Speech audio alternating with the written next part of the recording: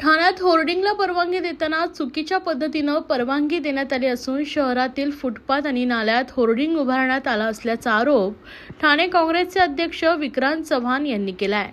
माजी महापौर नरेश मस्के आणि माजी नगरसेवक नजीम मुल्ला यांच्या प्रभावाखाली या परवानग्या दिल्या असल्याचा आरोप चव्हाण यांनी केला आहे। अनेक इमारतींवर होर्डिंग उभारून मोकळ्या जागेचं उल्लंघन करण्यात असल्याचं चव्हाण यांनी सांगितलंय।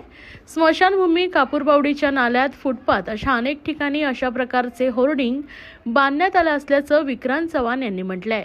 अनेक ठिकाणी 200 फूटपेक्षा अधिक आकारमानाचे होर्डिंग असून उड्डाण पुलावरून जाताना यामुळे वाहन चालकांचा अपघात होण्याची शक्यता आहे।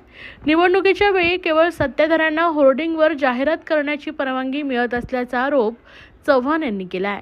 निवडणुकीसाठी या सर्वांकडून पैसे घेऊन हे निवडणुकीसाठी वापरण्यात येणार असल्याचाही गंभीर आरोप त्यांनी केला आहे। या संपूर्ण घोटाळ्याची न्यायालयीन चौकशी करण्याची मागणी त्यांनी केली असून अशा अनधिकृत होर्डिंगच्या विरोधात निवडणुकीनंतर आमरण उपोषण करण्याचा इशारा विक्रांत चव्हाण यांनी दिला आहे। ठाण्यातील होर्डिंगवाल्यांचं दुर्दैव आहे की काल मुंबईमध्ये होर्डिंग पडलं या ठिकाणी आणि त्यामुळे या ठिकाणी या होर्डिंगच्या विषयाला वाचा फुटली आणि ती वाचा फोडण्याचं काम या ठिकाणी काँग्रेस करत आहे।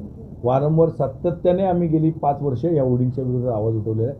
होर्डिंगचे नियम, होर्डिंगचे परमिशनचे नियम धाब्यावर बसून परमिशन दिलेले आहेत जाहिरात विभागाने आणि याला सत्ताधाऱ्यांचा हे आहे, सपोर्ट आहे आणि यांनी संगनमतातून हे परमिशन दिलेले आहेत।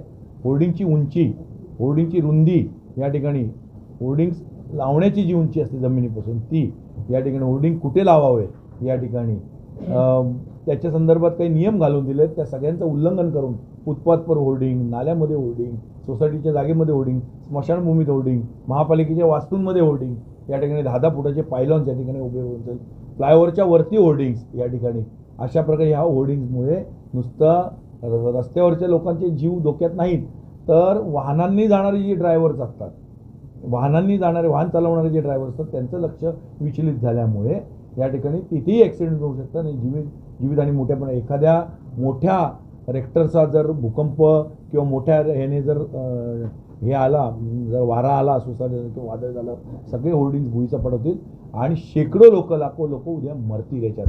त्यामुळे या होर्डिंग्समधून जो धंदा चालवलेला सगळ्या थांबवावा या ठिकाणी किंवा फार्स हा जो आता आज मीटिंग घेतली होती, बोलवली ॲडिशनल कमिशनर, हा फार्स आहे, आमचा आरोप आहे। याची पूर्ण न्यायालयीन चौकशी या होर्डिंगची झाली पाहिजे अशी आमची काँग्रेसची या ठिकाणी मागणी आहे। तर हे अधिकृत जे होर्डिंग आहे ते सगळे जे सत्ताधारी त्यांची पिल्लावळत आहे त्यांच्यावर काय ॲक्शन होण्याचं वाटतं का? म्हणून सांगितलं न्यायालयीन चौकशी झाली पाहिजे। याच्या मागे कोण आहे? एकदा अधिकाऱ्यांचा गळफास, अधिकाऱ्यांना फास व्हायला की ते बरोबर नावं घेतील कोण कोण कोण याच्या मागे आहे।